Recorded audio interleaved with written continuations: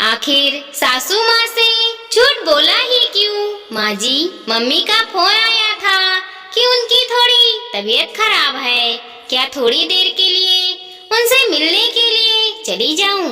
कनिका ने फोन पर किसी से बात करने के बाद विशाखा से पूछा। हाँ हाँ कनिका बेटा, इसमें क्या पूछने वाली बात है? जब मम्मी की तबीयत खराब है तो जाओगी ही, विशाखा ने सरल स्वभाव से कह दिया। और हाँ, ज्यादा तबीयत परेशान हो तो मैं भी चलूं? अरे नहीं मम्मी जी, बस ऐसे ही थोड़ी बहुत, मैं थोड़ी देर में उनके पास रुककर आ जाऊंगी। कनिका एकदम तपाक से बोली। ठीक है बेटा। और कनिका थोड़ी ही देर में तैयार होकर निकल गई। लोकल में ही मायका था और अभी शादी के कोई बहुत ज्यादा दिन भी नहीं हुए थे, लेकिन फिर भी विशाखा ने अपने सरल स्वभाव के कारण कोई आपत्ति नहीं जताई। विशाखा कुछ अकेली बैठी बैठी उबन सी लगी तो सोचा क्यों ना बाजार चली जाऊं। कई दिन से कुछ जरूरी सामान लाने हैं, लेकिन आलस के कारण नहीं जा पा रही हूँ। कनिका भी अभी मायके गई हुई है तो क्यों ना बाजार निकल ही जाऊं। और विशाखा भी तैयार होकर बाजार गई। अभी उसने बाजार पहुंचकर थोड़े बहुत सामान खरीदे ही थे कि उसके सामने ही मनीषा, कनिका की मम्मी, विशाखा की समधन खरीदारी करते हुए दिखाई पड़ी। अरे समधन जी तो यहाँ पर खरीदारी कर रही है और कनिका तो कह रही थी कि उनकी तबीयत ठीक नहीं है। अभी विशाखा ये सोच ही रही थी कि मनीषा ने विशाखा को देख लिया और झट से पास आ गई और हर्षातिरेक से विशाखा को गले लगा लिया। नमस्कार समधन जी, आप भी खरीदारी करने के लिए आई हैं? मनीषा मुस्कुराते हुए बोली। हाँ, कुछ जरूरी सामान खरीदना था, लेकिन निकल ही नहीं पा रही थी, लेकिन आज आखिर निकल ही ली। विशाखा ने भी अपने स्वभाव अनुसार जवाब दिया। और कनिका क्या घर पर है? पहले तो विशाखा मनीषा के पूछने से चौंक गई और कुछ कहना भी चाहा, लेकिन कुछ सोचकर चुप्पी लगा ली और बातों को तुला देना उचित नहीं समझा। नहीं, कनिका घर पर तो नहीं है, कहीं थोड़ा काम से ये कहकर गई है कि थोड़ी ही देर में लौट आऊंगी। अच्छा, लेकिन अभी फोन पर थोड़ी देर पहले बात हुई है तो कुछ बताया नहीं, खैर कहीं गई होगी। मनीषा ने भी थोड़ी बेफिक्र से कहा। समधन जी, यहाँ जब आप घर के इतने पास आ ही गई हैं, तो क्यों ना साथ में बैठकर एक एक कप चाय हो जाए। चाय का समय भी हो रहा है और अकेली चाय पीना अच्छा नहीं लगता। कनिका भी पता नहीं कितनी देर में लौटेगी, अगर आप मेरे साथ चलेंगी तो मुझको भी अच्छा लगेगा। विशाखा ने बड़ी आत्मिकता के साथ मनोहर करते हुए मनीषा से कहा और मनीषा भी उनकी इतनी प्रेम से भरे आग्रह को टाल ना सकी और थोड़ी ही देर में विशाखा मनीषा को अपने घर लेकर पहुंच गई। विशाखा झट से रसोई में जाकर 2 कप मसालेदार चाय बना लाई और मनीषा के साथ बैठकर बातें करते हुए चाय की चुस्कियां लेने लगी। और बताइए समधन जी, कैसा चल रहा है? भाई साहब का बढ़िया है, विशाखा ने मनीषा से आत्मीयता से पूछा। हमारे यहाँ तो सब बढ़िया चल रहा है, आप बताइए कि सब यहाँ पर ठीक है? कनिका सब कुछ संभाल ले रही है? मनीषा ने भी उतनी ही आत्मीयता के साथ पूछा।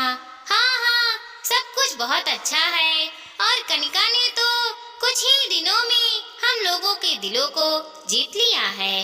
और फिर दोनों एक दूसरे के साथ ढेर सारी बातें करने लगी। अभी वो दोनों चाय पीते हुए बातें कर ही रही थी कि कनिका पर्स हाथों में लिए नाचते हुए, ओठों पर कुछ गुनगुनाते हुए घर के अंदर दाखिल हो गई। लेकिन ये क्या, सामने मनीषा को विशाखा के साथ चाय पीते हुए देखकर उसके तो चेहरे का एकदम से रंग ही उड़ गया।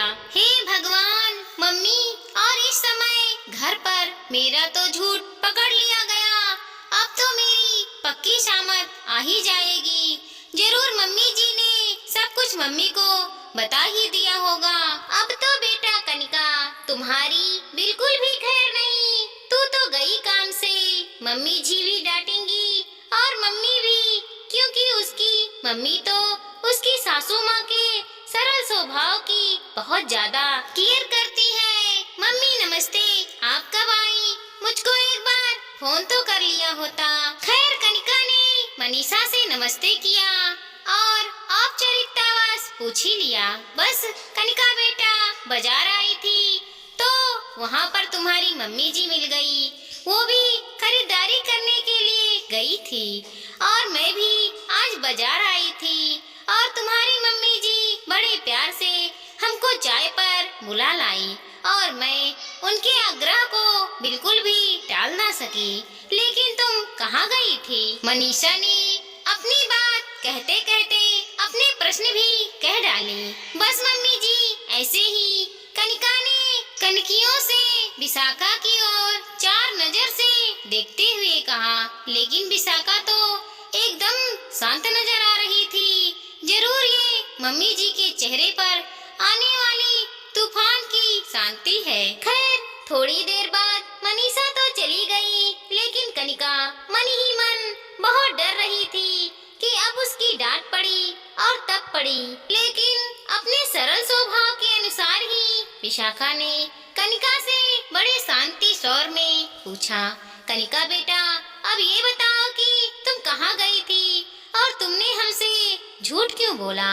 विशाखा बिल्कुल भी उग नहीं होना चाहती थी, क्योंकि उसके हिसाब से उग होने से बात बिगड़ती ही बनती तो बिल्कुल भी नहीं और कनिका हमेशा के लिए थोड़ी ढीठ भी हो जाती। उसका मानना यही था कि जो काम प्यार से हो सकता है वो गुस्सा करने से बिल्कुल भी नहीं। मम्मी जी प्लीज मुझको माफ कर दीजिए, मैंने आपसे झूठ बोला। मम्मी का कोई फोन ऑन नहीं आया था कि उनकी तबीयत खराब है, बल्कि मेरे कुछ दोस्तों ने साथ मिलकर पिक्चर देखने का प्लान बनाया था और मैं आपसे सच्चाई बता नहीं सकती कि कहीं आप मुझको मना न कर दे।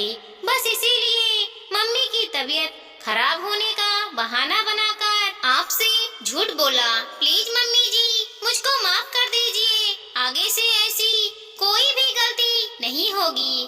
कनिका वास्तव में अपने झूठ पर सचमुच बहुत ही ज्यादा शर्मिंदा हो रही थी। कनिका बेटा, खैर जो हुआ सो हुआ, उसको पलटा नहीं जा सकता। लेकिन आज से मेरी एक बात गांठ बांध लो कि झूठ के पैर नहीं होते और वो उजागिर जरूर हो जाते हैं, कभी जल्दी और कभी देर से, लेकिन उजागिर जरूर होते हैं। और एक झूठ छिपाने के लिए 10 झूठ और बोलने पड़ते हैं। इसी समय तुमने देखा ना कि कैसे अपने आप बात खुल गई। इसीलिए अगली बार से झूठ बोलने से पहले 10 बार सोचना। और दूसरी बात, मैं तुमको दोस्तों के साथ जाने के लिए क्यों मना करती? जब शादी के बाद गौरव अपने दोस्तों के साथ घर से बाहर आ जा सकता है, तो तुम क्यों नहीं जा सकती अपने दोस्तों के साथ? तुम एक बार कहकर तो देखती। विशाखा ने कनिका के डर को खत्म करने की कोशिश की, क्योंकि वो बहुत अच्छी तरह से समझ रही थी कि कनिका अपना झूठ पकड़ जाने पर डर तो गई ही होगी। और हाँ कनिका बेटा, मैंने तुम्हारी मम्मी को भी इस बारे में कुछ भी नहीं बताया कि तुमने मुझसे झूठ बोला। उनकी इतनी सी जरा सी बात के लिए क्यों परेशान करना? मैंने ठीक किया ना? अब तो कनिका से कुछ भी बोलते नहीं बना। वो अपने आप को सचमुच अपराधी महसूस कर रही थी कि उसने अपनी इतनी अच्छी सास का दिल जो दुखाया था।